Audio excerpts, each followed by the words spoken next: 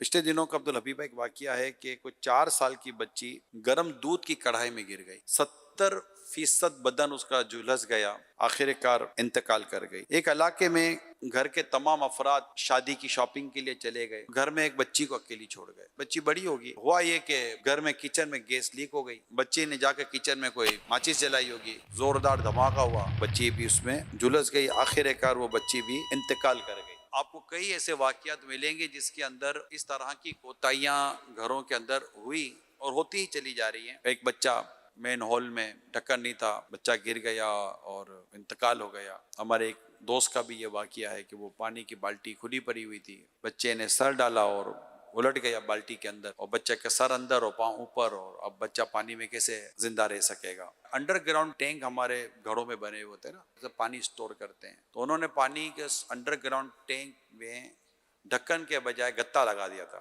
گتے پہ بچہ کھڑا ہوا, انڈر گراؤنڈ ٹینک میں گر گیا. اس وقت بچوں کا بہت بڑا پرابلم بچوں کی صحت کا بھی ہے. ایک تو جان کا مسئلہ ہے, ماں باپ کو شاید اس طرف توجہ نہیں ہے, لیکن یونیسیف اور دنیا کے بڑے بڑے اداروں نے جو اعداد و شمار ظاہر کیے ہیں, بچوں کے موٹاپے کی وجہ سے بچوں میں جو بیماریاں پیدا ہو رہی ہیں, اور بیماریوں کی وجہ سے جو ایشوز سامنے آ رہے ہیں, شاید ماں باپ کی اس طرف بھی توجہ اتنی لگتا ہے نہیں. ابھی بچہ بڑا گول مٹول سا ببلو ببلو سا نظر آتا ہے, اڑے صحت مند ہو گیا, ببلو ببلو ہو گیا, لیکن یہ ببلو کل کس طرح مطلب کہ یہ مزید پھیلتا چلا جائے گا, شاید اس کا ہمیں اندازہ ہو نہیں پا رہا ہوتا. بچے معذور بھی پیدا ہوتے ہیں, ان کو لک آفٹر نہیں کیا جاتا, تو باقاعدہ ایک گینگ ہے جو معذور بچوں کی ریکی کرتا ہے, اور جب معذور بچے کہیں نظر آتے ہیں تو موقع محل دیکھ کر ان معذور بچوں کو اغوا کر لیا جاتا ہے, پھر ان سے بھیک منگوائی جاتی ہے. حال ہی میں ایک چھوٹے سے بچہ, یعنی اتنا نوجوان تھا, اس کو گاڑی چلانے کا دے دیا, گاڑی چلائی اور اس نے بچوں کو کچل دیا. والدین کی مشترکہ ذمہ داری ہے بچے کو سنبھالنا,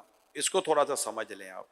ورنہ کبھی ہوتا ہی ہے کہ ماں کہتی ہے باپ دیکھ لے گا, باپ کہتی ہے کہ ماں دیکھ لے گی. ماں یہ نہ سمجھے کہ باپ دیکھ لے گا, باپ یہ نہ سمجھے کہ ماں دیکھ. مثال کے طور پر یہ دونوں باہر گئے, کوئی خریداری کے لیے چلے گئے, بچہ ساتھ ہے, تو ماں کو ایسا لگے گا کہ باپ نے سنبھالا, اور باپ کو ایسا لگے گا کہ ماں نے سنبھالا ہوا ہے. بچے کو ہاتھ سے نکلنے میں تھوڑی سی بھی دیر نہیں لگتی. بچے کا جو معاملہ ہوتا ہے وہ بڑوں جیسا نہیں ہوتا. اونچائی سے بچے کو یہ نہیں لگے گا کہ اونچائی سے گروں گا تو مجھے لگ جائے گا. وہ کسی چیز کو پکڑے گا تو اس کو یہ نہیں پتا ہوگا کہ اس کو میں پکڑوں گا تو مجھے کرنٹ لگ جائے گا یا یہ گرم ہوگا. ماں باپ موبائل میں مصروف ہو گئے, پتہ نہیں چلتا کہ بچہ کہاں چلا گیا. میں نے تو ایسی ویڈیوز بھی دیکھی ہیں, بالکونی سے بچہ جس طرح جھانکا اور جس طرح بالکنی سے گرنے کی صورت پیدا ہو سکتی ہے, اللہ کی پناہ. زمین پر بیٹھ کر آئرن کرنے کا بھی ہمارے یہاں کلچر اب بھی موجود ہے.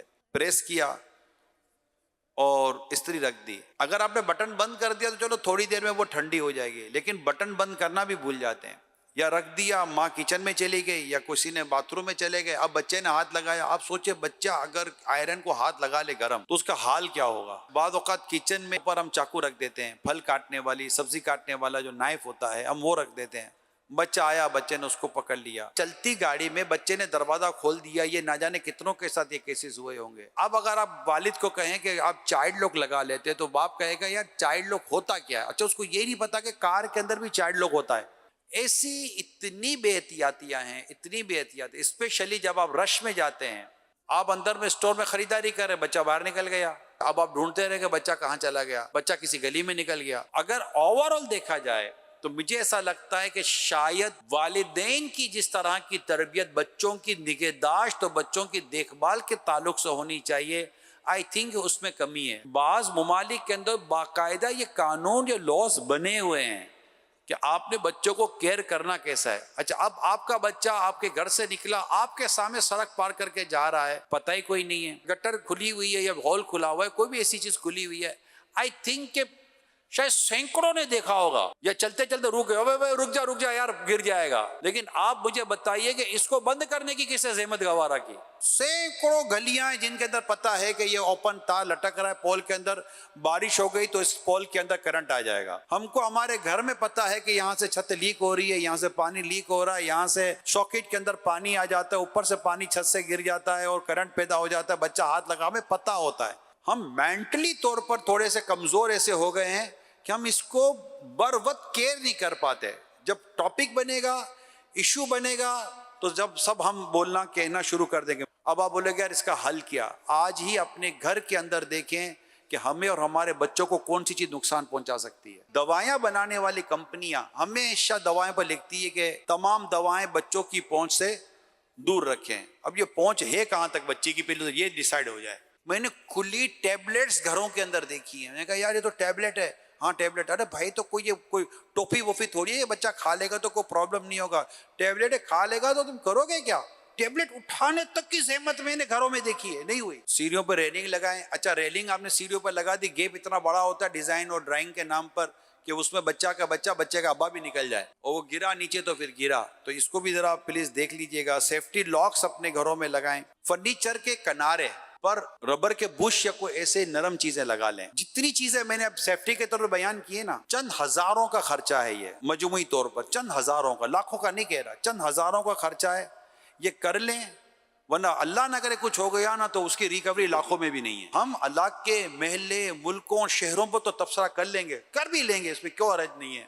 مگر میں کہتا ہوں میرے پیارے اسلام بھائیو، اپنے گھر کی چار دیواری کے اندر دیکھیں کہ ہم نے اپنے لیے اور اپنے بچوں کی پروٹیکشن کے لیے کیا چیزیں سیٹ کر کے رکھی ہیں. لفٹ کا بٹن دبائے، وہ چلا گیا اندر میں بھائی بچہ. لفٹ اوپر نیچے جب بھی جا رہی ہے، بچے کو کیا، بچے کا ہاتھ بھی نہیں پہنچے لفٹ کے اندر. بچے آپ کیوں کہ میرے ہو، بچے تو بچے ہی ہیں نا یار. ان کو کیئر کرنا کتنا ضروری ہے، اور یہ دیکھنا کہ بچے کو سمجھ نہیں پڑتی. کبھی بیٹھ کر بچے کو سمجھانے کا بھی کوئی سیشن رکھیں. اب صرف ایک چھوڑ اس کو لگ جائے، اور وہ گھبرا کر چھوڑ تو دے کر بیٹھ جائے گا. اس کو یہ نہیں سمجھ پڑے گی کہ میں نے ایسا کیا کر دیا کہ گھر میں ہوا ہو بالکل ادم مچ گیا.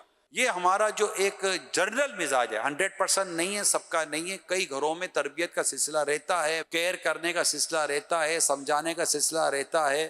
ہر جگہ ایسا نہیں ہوتا. اللہ وہ دین لائے. آپ بھی دعا کریں، میں بھی دعا کرتا ہوں کہ ہمارے تعلیمی اداروں میں یہ سبجیکٹ ہو جائے، اور اس پر باقاعدہ کوشچن آنسر ہونے چاہیے، اور اس پر باقاعدہ نمبر ہونے چاہیے کہ ایسا ہو تو کیا کرنا چاہیے، ایسا ہو تو کیا کرنا چاہیے، ایسا ہو تو کیا کرنا چاہیے. یہاں تک کہ باہر تو فرسٹ ایڈ پر تربیت کی جاتی ہے کہ اللہ نہ کرے گھر میں کوئی اچانک کسی کو چوٹ لگ گئی، زخم لگ گیا، آگ ہاتھ پر گرم پانی پڑ گیا، یا اللہ نہ کرے آگ سے کوئی ہاتھ جل گیا، کوئی اور چیز ہو گئی، تو امیڈیٹ ہاسپٹل پہنچنے سے پہلے وہ کیا ٹریٹمنٹ کریں جس سے اس کو کچھ نہ کچھ سنبھالا جا سکے. مگر آپ بتائیے، میرے جتنے دیکھنے سننے والے اس وقت مدنی چینل پر، سوشل میڈیا پر، یہاں پر جو موجود ہیں، کیا ہماری تربیت ہے کہ ہم نے اپنے بچوں کی تربیت اس موضوع پر کی ہے؟ بچے بچاؤ تحریک جاری رہے گی.